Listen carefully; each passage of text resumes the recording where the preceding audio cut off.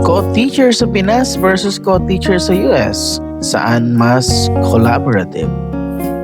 Ay mga ma'am sir, sa totoo lang, ang isang magandang co-teacher pwede magpagaan ng buhay mo. Pero ang hindi okay na teamwork pwede makadagdag sa stress araw-araw.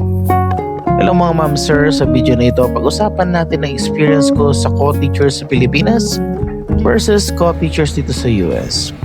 Kasi sa teaching, hindi lang students at admin na nakaka-apekto sa araw mo. Minsan ang pinakamalaking epekto galing mismo sa mga kasama mo sa trabaho. Nung nasa Pilipinas pa ako, ang relationship sa co-teachers kadalasan ay very warm, very close, at very family-like. Madalas magkakasama kayo sa kwentuhan, tulungan, at minsan pati personal na buhay nyo, alam niyo na sa isa't isa. Iyon ang isang bagay na sobrang namimiss ko sa teaching culture sa Pinas, iyong closeness at natural na bayanihan. Pero minsan, dahil sobrang close sa environment, may pagkakataon din na nahahalo ang professionalism at personal feelings. Kapag may misunderstanding, minsan mas bigat ang dating dahil parang pamilya ang samahan. Ito naman sa US, ang napapasin ko, mas structured at mas professional ang relationship sa co-teachers. Hindi ibig sabihin na malamig sila, mababait din sila at cooperative. Pero mas may boundaries.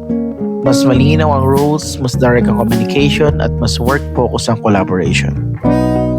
Sa totoo lang, may pros and cons pareho. Sa Pinas, mas ramdam ang puso at closeness. Dito sa US, mas ramdam ang professionalism at efficiency.